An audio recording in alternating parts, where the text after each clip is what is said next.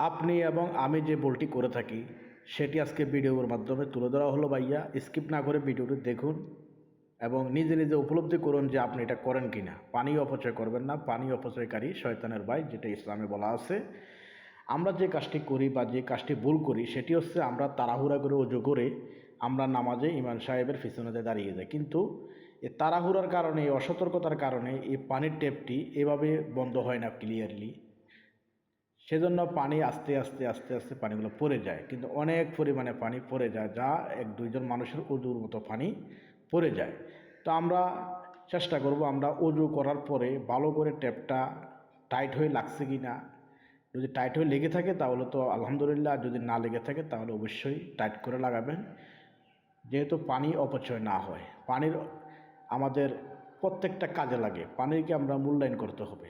পানি অপচয় করা যাবে না, যতটুকু প্রয়োজন, যতটুকু আমাদের লাগে আমরা ততটুকুই ব্যবহার করব। আসুন ভাই, আজ থেকে আমরা পানি অপচয় না করি এবং ওজোর সময় আমরা এটা খেয়াল রাখবো ইনশাআল্লাহ।